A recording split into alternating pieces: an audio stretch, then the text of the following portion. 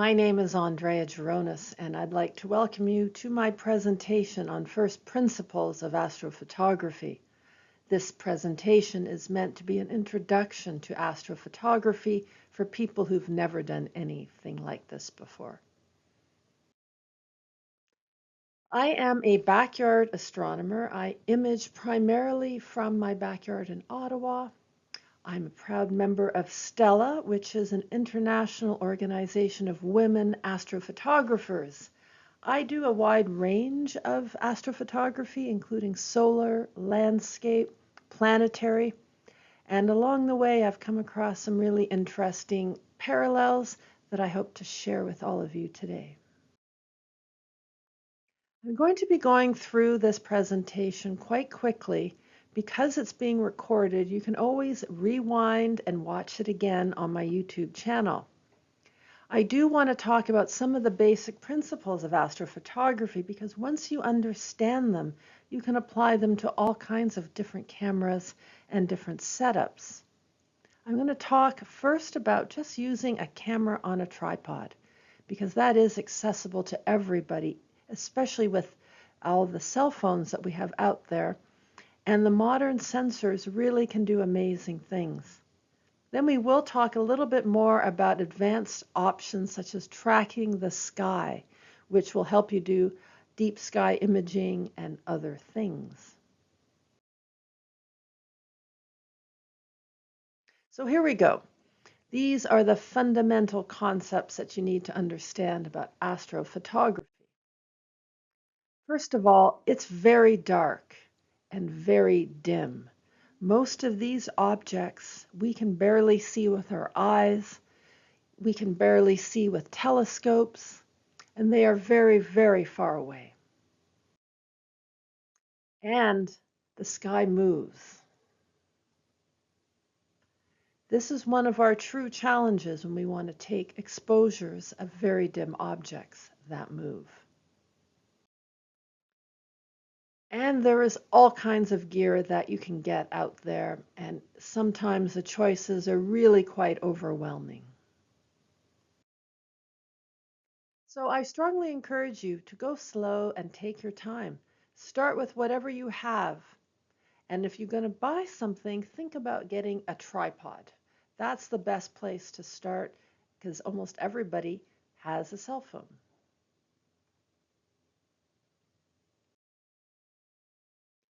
So one of the things we try to do in all aspects of astrophotography is try to do long exposures. The longer we can get an exposure, the more light we can gather. We need fast optics, wide open apertures, again, to gather as much light as possible. We want the darkest sky as possible because we only want to collect light from outer space. Any kind of ambient light on Earth will ruin our ability to collect light from a distant area. Let's talk about long exposures. We really want to try to get up to 5 minutes if we can. Any longer than that really isn't necessary. But if you are working on a tripod, you have a built-in limit. It is called the spot star exposure time. And that's because there's a certain amount of time you can shoot before your stars start to move. And once they're moving, your sky is blurry. So you need to learn how to calculate that. If you are using more advanced techniques, such as putting your camera on a star tracker or using an equatorial mount with good polar alignment, then you can expose for a really long time and you can keep your stars round. It's not to say you can't work on a tripod, you just have to be a little more careful. Fast optics, what does this mean? Well, again, if you are a photographer, you're familiar with what we call fast prime lenses, an f1.8 lens, an f1.4 lens. These are the kinds of telescope lenses you want. You may hear them referred to as an astrograph telescope. That means it's a telescope specifically designed for astrophotography, a fast, wide aperture lens. You may also hear people talk about a reducer. And some telescopes will come with a reducer, which is an optical device that will help your telescope become faster. There usually is, however, a reduction in your focal length. So, for example, I have a really long focal length telescope, the Celestron C11. The reducer will make it go from f10, which is incredibly slow for astrophotography, down to a more manageable f7, but my focal length gets reduced by almost 1,000 millimeters. But it's worth it for me to increase the speed. So clearly you do want to start with the lens telescope you have. If it's a cell phone, you're stuck with the lens. But if you have a DSLR or mirrorless camera, you can look around for your fastest prime lens. Prime lenses tend to be faster than a zoom lens. See what your widest lens and your fastest lens is. A very common lens to start with is a Rokinon 14 millimeter f2.8. The f2.8 is fast, 14 millimeter is wide, and Rokinon and Samyang brands are fully manual lenses, so manual focus, which is totally fine because in astrophotography you're doing a lot of manual focusing with a camera in any event. There's no autofocus in a camera for astro. If, though, you are looking to go above 135 millimeters, I would recommend using a telescope. The Rokinon 135 millimeter is a really, really great astro lens. It's going to be hard to use on a tracker without tracking. Anything above that, again, I'd like to recommend a telescope. There are many fast telescopes on the market. The Red Cat 51 by William Optics is a very well-known, fast astrograph, and it has a lot of really interesting features that help you learn astrophotography. It has a built-in focusing mask, built-in filter drawer. It's very popular. It was my first astrophotography telescope. Askar is another Chinese company that has really great telescopes coming out that are designed for astrophotography. There are some really fast Newtonians out there, but they tend to be a longer focal length. And I really recommend for your first telescope, for astrophotography, you don't go above 400 millimeter focal length. And the main reason for that is because of the challenges with tracking, field of view, and the length of your exposures. So we're on a fixed tripod. We have a camera. Let's do this. So as I mentioned before, when you are using a fixed tripod, camera on a fixed tripod, you need to understand the 400 rule. That is the longest shutter speed you can take for a particular focal length without getting blurry stars. So typically, let's say you have a 20 millimeter lens, 400 divided by 20 means 20 seconds. Any longer than 20 seconds, and you may have stars that are not pinpoint sharp. Which is why I always recommend having a wide angle lens, not just for the tripod, but also for if you're tracking, because the same principle applies. The wider the lens, the less precise you have to be with your exposure and your tracking. So I have a series of images here that kind of show you the difference in focal length, field of view, and how long you can shoot typically on a fixed tripod. All right.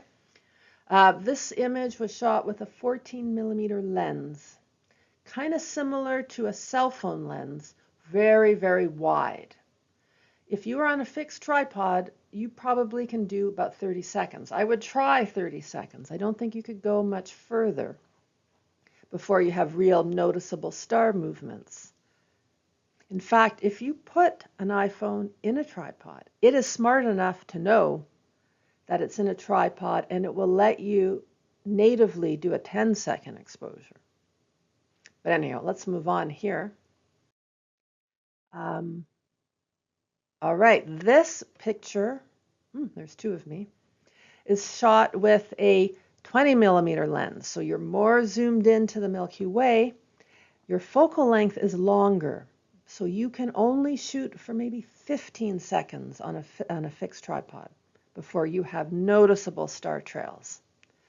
So the longer your focal length, the shorter your ability to shoot on a fixed tripod. This image was shot with a 50mm lens. Now, if you put this lens on your camera on a tripod, you might get 5 seconds before you get blur. That's not very long. You're not going to get much in 5 seconds. That's why most people, when they get to 50mm lenses, they put it on a tracker. Now, there are some ways you can take short exposures with 50mm lens and then stack those exposures, but a single image, this image is not a single image, it's a stacked image. A single image at 50mm, 5 seconds, you won't get very much. This next photo, you can see we're even more zoomed into the Milky Way, and it's at 85mm lens. So we're really zoomed in here now, and I didn't even calculate spot stars. At 85mm lens, you need to track, period. And so this would allow me, with this lens, I did 90 seconds, 90 images times 60 seconds. So I did 90 one-minute exposures. I later tracked them, and I stacked them, and I did a bunch of other advanced techniques. But this is your field of view at 85mm. Okay, so we want to shoot wide-angle astro, including a cell phone. What gear do we need? So you can use any kind of camera. You can, obviously, if you have a camera that has an interchangeable or removable lens, that's going to help you because you can use a fast, wide prime lens. Again, 14 to 20mm is perfect for Milky Way photography. You're going to need a tripod. There's no getting around this. If you want to do a long exposure, you really have to try to do everything you can to avoid camera shake. So a remote shutter or a self-timer will also help, because that way you can trigger the shutter without actually touching your camera. So you want to gather as much light as you can, but you want your camera to be as still as possible. This is a simple setup that I've used for a long time and was very effective. Just a normal camera tripod. I have a DSLR camera. I actually have a little bubble level on top in case you're wondering what that is. And I'm using the Rokinon 20mm 1.8 lens. I still have that lens. I love that lens. It's fast, it's sharp, and it's wide enough to really capture some beautiful scenes, but also get detail in the Milky Way. This camera, I also got an intervalometer, which I use not only for a remote shutter, I can also set a series of images. So at 20mm, I would shoot typically 13 seconds on a fixed tripod, and I would shoot maybe 20 images. So this setup can get you some fine photos.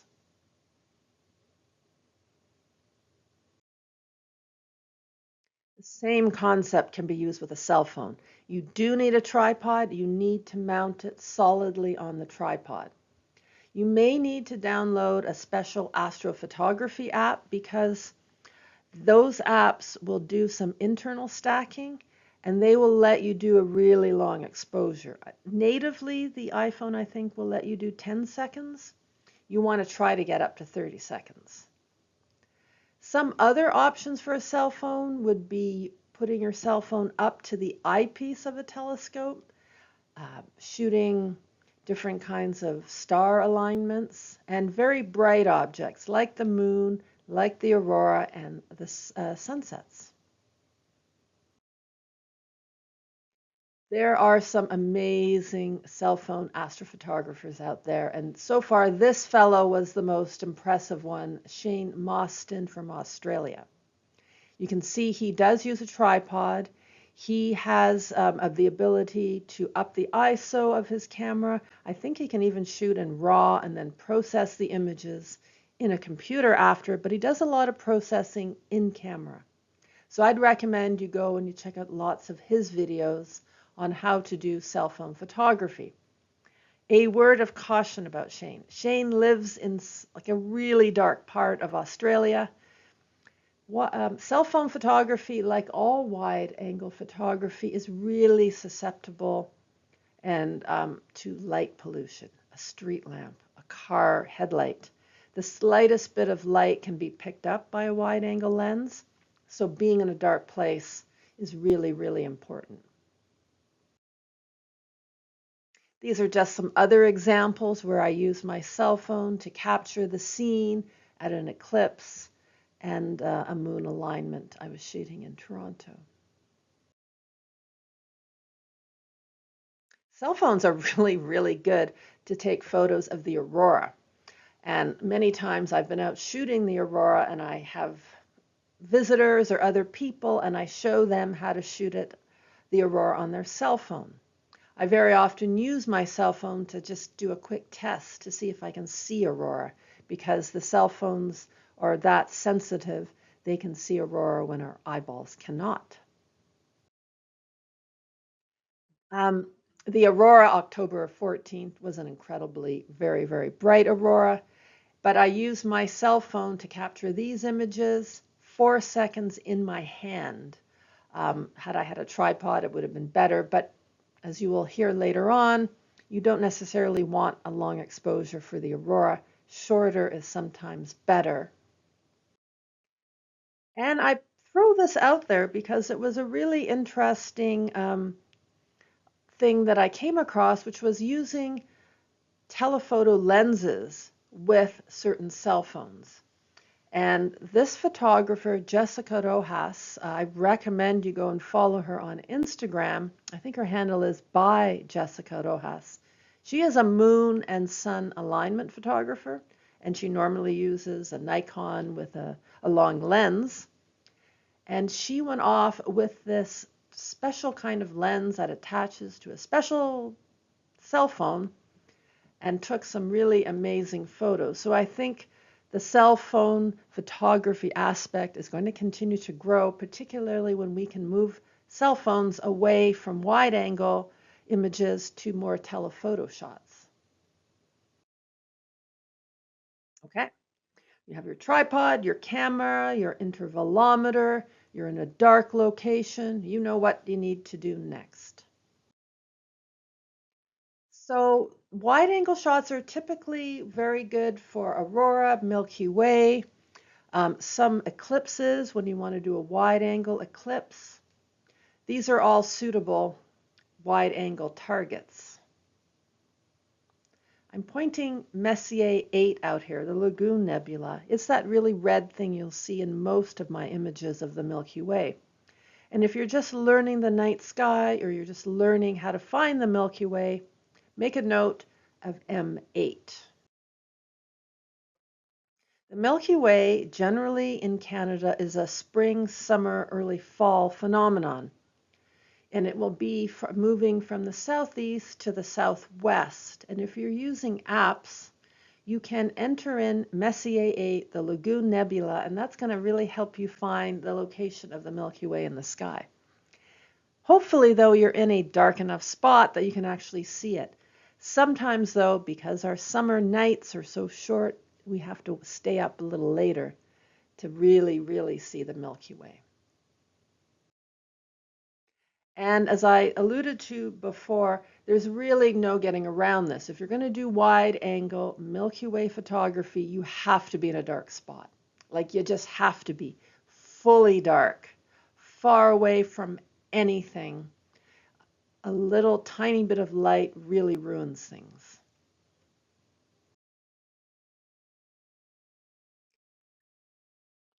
One of the things about Milky Way photography is location, location, location. And you should really think about scouting out locations in advance, both in the daytime and the nighttime. Because even though a place may look great in the daytime, once you go there at night, you're going to notice a street light shining all over your foreground. You're going to see a distant glow on the horizon that turns out is the city of Kingston, 3 hours south of me. A little light pollution can really affect your ability to take a great shot. In this case, I had, cottages across the lake. I also discovered in my adventures that water actually transmits a lot of light pollution really easily. Sometimes being in a more enclosed forest can actually be a little darker. All right, so you found your location, your composition, your camera is on the tripod. What do we do next? Well, you need to look at your camera settings. You want to have a high ISO, really high, particularly if you have a modern camera. If it's a bit old, maybe stick to 6400. ISO will really depend on how dark your sky is. I find in my backyard, if I did an ISO 6400, it would not do anything. A dark sky, you can bump it up. If it's not a dark sky, you're not going to be able to increase your ISO very much. Wide open aperture, f1.4, 1.8, as much as you can. And then focusing. Focusing on the stars can sometimes be tricky. If you have an older camera, you might have to do test shots. If you have a cell phone, you might have to try to get it into manual mode because autofocus will not do well at night with stars. And if you have a more modern camera, you can probably do high ISO short shots. You may even be able to use live view. It takes a bit of practice, but once you find the focus point in your camera, I sometimes put a little piece of tape just to remind myself where it is. Then take a 30-second shot. See what your stars look like. If they're trailing, take one at 25 seconds, then to 20. And you will find the perfect combination for your camera and your sensor and your lens. It'll be different for everybody. Aurora photos, very similar settings to Milky Way. These are wide angle shots. You want to catch the whole sky and you don't want your stars to trail. So you do want to know your spot stars for auroras. That being said, the aurora can move really fast. And if you do a 30-second exposure, you might just get a big red and green blur, kind of like this one. And some of the suggestions are 8 to 10 seconds. So you have to sort of judge your aurora. If it's really bright, you can go to 4 seconds. If it's moving fast, go to 4 seconds and pump up your ISO. During the May and October storms in 2024 that were so bright and so active, I had 1-second shots so that I could keep the aurora really sharp. These were shots from the October 2024 storm, and you can see how I managed to keep the sharpness by keeping my exposures really short. It's helpful if your aurora is really bright, but be flexible with aurora shots. You don't want a big blurry mess. Now, this kind of aurora is your more typical run-of-the-mill solar maximum aurora. And I have some detail in it, but they may have needed a little longer shots. Every evening of aurora will be different with the shutter speed, but you will get a sense of what your sky will support in terms of ISO and given the light pollution of your area. And if the moon is out. The big pink image on the right was a very, very bright moon, which made it difficult to get the sharpness to the aurora. So wide-angle shots of the moon and eclipses. This can be done from a tripod as well. The key is to be wide angle. If you try to zoom in too much on the moon is going to trail on you, and you'll have a blurry moon, and nobody likes a blurry moon. So when I was in Costa Rica for this eclipse this spring, I made sure I kept my lens pretty wide. I didn't bring a tracker. I almost always use a tracker with lunar eclipses because the moon can get incredibly dark. Um, so yeah, but it is possible to do it from a tripod. These are other single images that I took. To be fair, that comet may have been a tracked image, but it was a single image. And that is the moon, Jupiter, and a halo. So just to summarize, for the wide angle shot on a tripod or any shot on a tripod, know your maximum exposure and test it. Test it that night and see if you can open your aperture as wide as you can and how high you can raise your ISO. Focus on getting that one good image. And then look at your histogram as well. Rely on your histogram to make sure you're well enough exposed. And then once you figure out how to take one shot, well, you know what? Take 20, because you might be able to stack them up later. And that's where we are going to go next. So the next level, once you can do a single shot, is you need to take more than one shot and stack them. Honestly, this is probably the biggest game changer in astrophotography for all of us, is stacking digital images. When I went out to the Rocky Mountains to take this photo, the photographer I was with, she didn't do any tracking. She would find her spot star shutter speed, which was 13 seconds at 20 millimeters, and she would take 20 images. And she pumped that ISO up really high. So the individual image was quite noisy, but it had a lot of detail. So then we would stack all those images, and you keep the detail, but you lose that noise you get from raising the ISO very high. You do have to then use a special software to what we call freeze the ground, because your Milky Way will be moving during those 20 exposures. And there's specialized software that will separate the sky from the earth, combine them all, and make a beautiful photo. And in fact, that's what a lot of cell phone cameras do in their computational astrophotography software. The cell phone will take 3 images and stack them together in camera.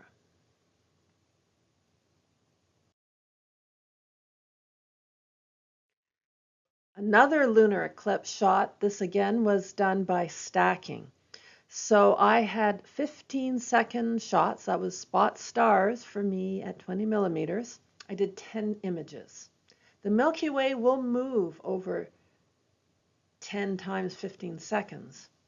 So I used a software called Sequitur, and you identify the sky, you identify the ground for the software, and then it stacks the sky and the ground separately.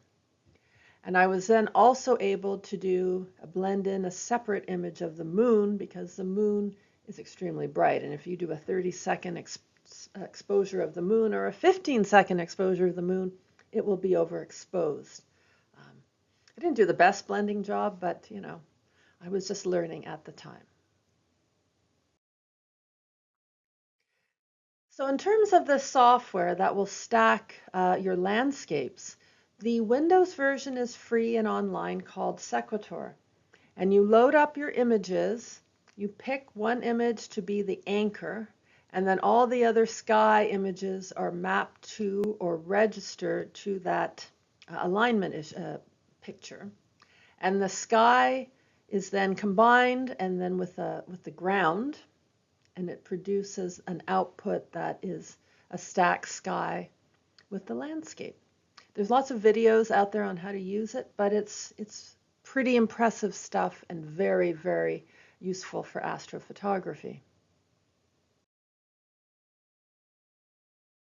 Something else that you can do are vertiramas, or sometimes I do horizontal panoramas, but what I love about vertiramas is they're really, really easy to do because you can have a foreground, take your long exposure, then you tilt your camera up, take another exposure, tilt your camera up again, and you can have this very dramatic vertical panorama shot. Once you do it with a single image, you can stack them, you can track them and stack them. There are all different ways of combining these images. I merge them in Adobe Camera Raw. If I have a pretty simple panorama, it has no problem doing that. I don't use any fancy panorama or vertirama software.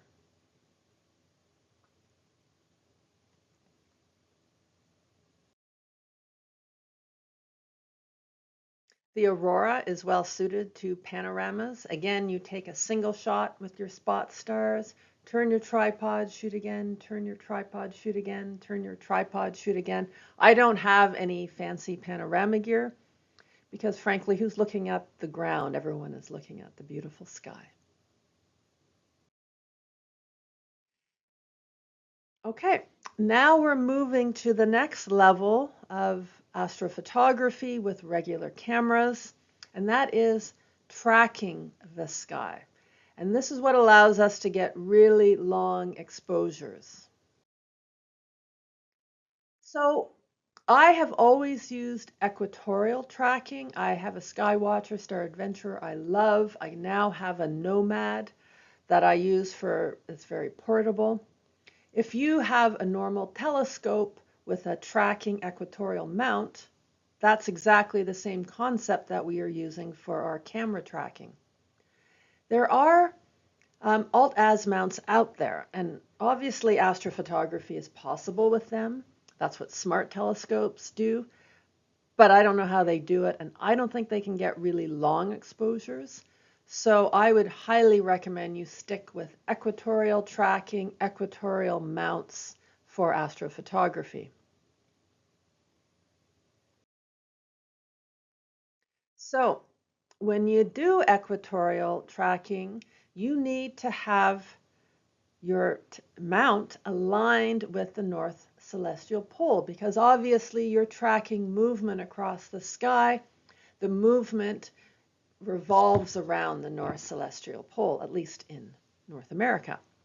So as you can see, there's a certain angle to all the telescopes in this slide, and that angle matches the angle of roughly Polaris. The more accurate you can be with your tracker, the less you need to worry about problems with your stars and your tracking. If you are just using a wide angle lens, you don't need a guide scope or any other help. Good polar alignment should be enough. You'll see the two big telescopes I have here, they are quite long focal length, my C11s, and therefore they need extra help to track, which is a guide scope, and we'll talk about that later. But most trackers, you don't need a guide scope. Just take your time and do some polar alignment.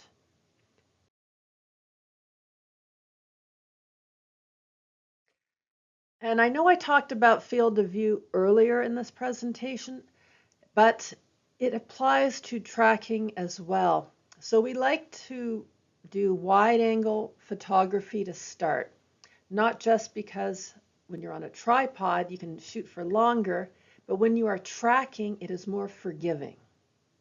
Like there's just no getting around this. You can track, and if it's wide angle, literally I don't have to be precise in my polar alignment. I pick up my little tracker, I point it kind of north, and it does just fine. So wide angle telescopes, wide angle lenses are ideal for all of this. And I see there's two versions of me again, so that's kind of funny. Okay, next. All right. So why would you do tracking? You do tracking for photography to, you might want to do landscaping with your landscapes with your tracking. Now this sounds really easy, but it's actually a touch complicated, and I'll tell you why. When you are tracking the sky, and the Milky Way in the background image here was a tracked, I think, like 2-minute exposure of the Milky Way at 50 millimeters, right? We're right zoomed in. What happens is your trees are going to be all a blurry, horrible mess when you stack.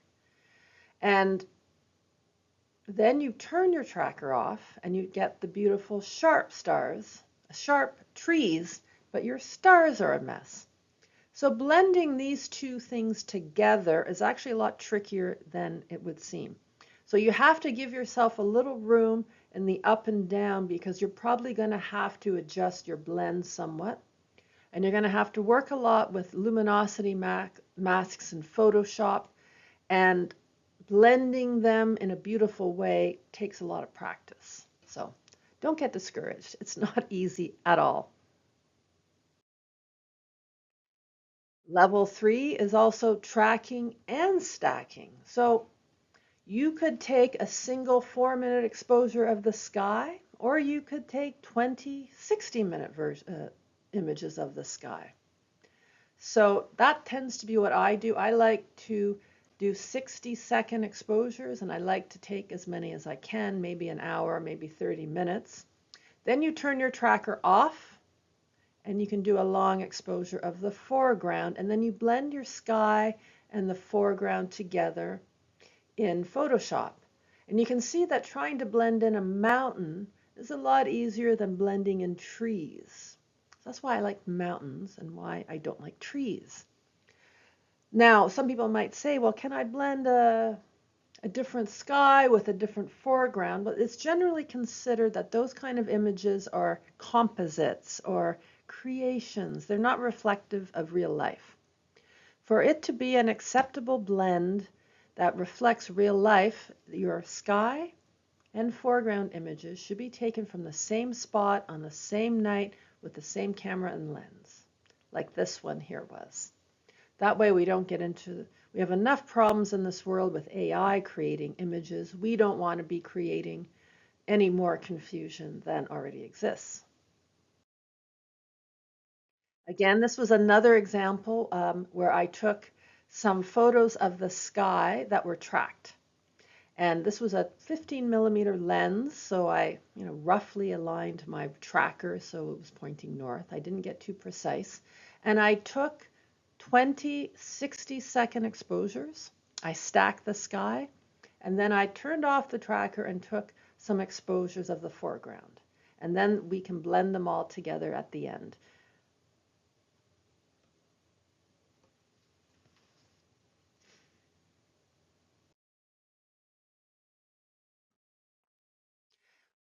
Obviously, when you're getting into tracked and stacked skies, you need to get some software skills. I did a lot of training with Christine Rose Photography. She has a free Milky Way course and a free Photoshop course every year that she offers, and then you have the option to join her paid program. I highly recommend them. I did all of her courses, and they gave me the skills to run the computer work after you go out and take your beautiful images.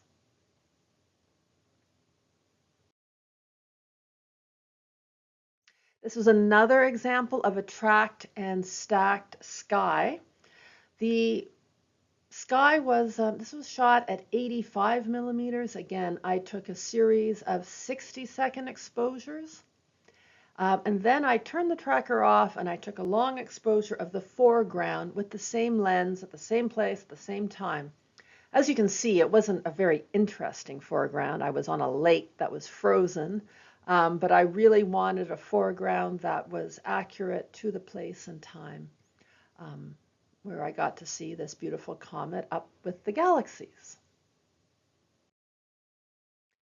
Again, this was another example where I tracked Orion, Orion and the zodiacal light and Venus. I did 60-second exposures, maybe for an hour, And then I stopped and I took a long exposure of the foreground. Actually, I think in this case, because it was evening, we did blue hour shots before it was total darkness. And then it gets blended together. And this was quite a dramatic and beautiful foreground. It was Morant's Curve. And there was a train that came by, and I could have blended in the train, but I think I was exhausted after all this work. Okay, the moment we've all been waiting for. Do we want to go and do deep sky galaxies and nebula astrophotography?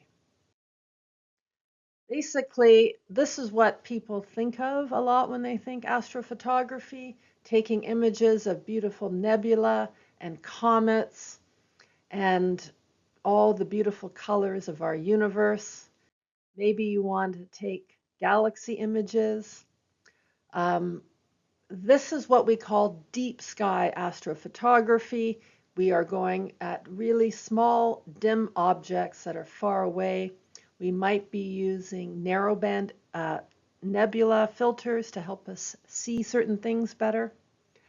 And this is all very accessible to consumer hobbyist astrophotographers right now. One of the things that you should realize when we are going to telescopes is depending on how long the focal length is of your telescope, you're going to be adding some extra complexity. What you'll see here is that I thought I had a little, oh, there they are, arrows. Those are pointing to guide scopes. So when you are using like a really long focal length telescope, polar alignment by itself isn't enough to get pinpoint stars and perfect tracking. You're going to need a guide scope and a guide camera. You're probably then going to need a computer to run the guide scope, the guide camera, connect to your mount. You're going to have an astronomical camera that might be cooled so that it reduces noise. It's like astro-modified. Again, astro cameras need a computer to run them. So then you're into mini computers, computerized mounts. Lots and lots of complexity kicks in there when you're going into deep sky astrophotography. That being said, I still think that you can get into it pretty easily and quickly with a small, wide, fast refractor. This is a setup that I recommended for years and years and years. It's evolved a little bit, but essentially what you have here is fast optics, right? That's a Red Cat 51. It's an astrograph designed for imaging. There's an astro-cooled camera. So that camera is cooled so that it always stays cold, and that reduces thermal noise on your images. The camera itself is astro-modified. It doesn't have any filters on it that a normal camera would. You have a computerized mount, the AM5, and there is a guide camera and a guide scope, and that little red box is a computer. Nowadays, you can probably get rid of your guide scope and your mini computer because they do have astro cameras that come with that built in.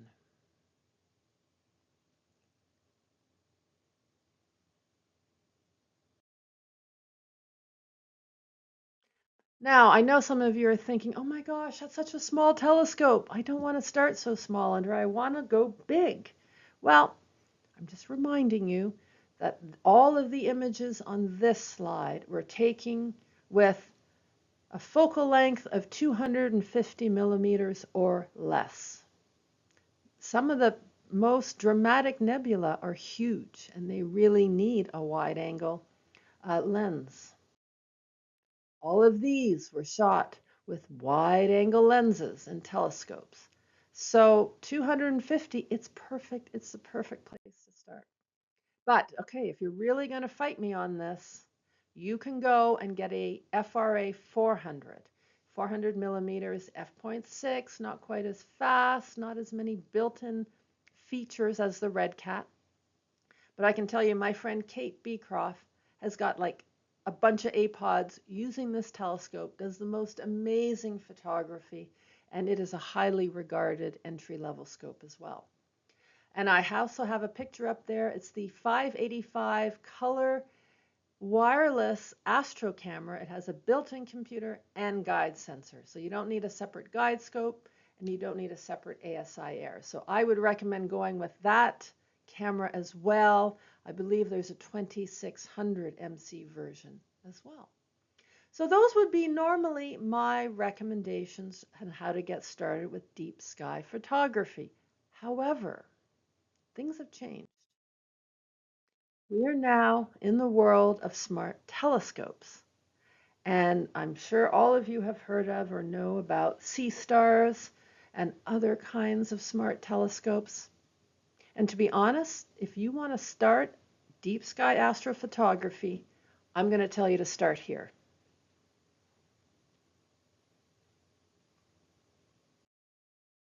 The Sea Star 6S30 Pro. It's got one of the bigger sensors of the bunch, and it is so well regarded. Both of these two YouTubers did extensive videos on it, and they can tell you everything you need to know about a sea star. The thing about the sea star is it will generate all the images that you would get with that other setup that I put forward, but it's so much easier to get started with this kind of astrophotography. You can see if you like it. Maybe you hate it. Maybe you don't have good weather. You can also, from these telescopes, you can get the actual images and process them. And maybe you hate processing, in which case let the sea star stack them. It will do all the work. It'll do all the guiding, all the stacking, all the processing, and you won't have to do anything. So I'm always going to recommend you start with this first. If you really catch the bug and you want to do all of this by yourself and get a bigger sensor and go deeper, then you can do it at that point. But without a doubt, if you want to do deep sky astrophotography, you're going to have to start with this and two other really great reviews. The Space Koala and Astro Biscuit, I think, compared. All these has a lot of information about this. And once again, you can get the actual images and you can process them and see if you really like it. Because once you do deep sky photography, you're going to have to do a lot more of the stacking and processing. And so that is a whole other world that I haven't even touched on yet. Whereas the Sea Star will do all of that for you. So that's where I would recommend you start if you want to do deep sky after you've exhausted the Milky Way and astro landscape. So that is the end of my presentation. Um, if there are any questions, you can contact me on the socials. You can go and see my images on various locations. I will post this on YouTube. And I hope this has helped you learn some of the fundamentals of astrophotography. And I wish you good luck on your journey.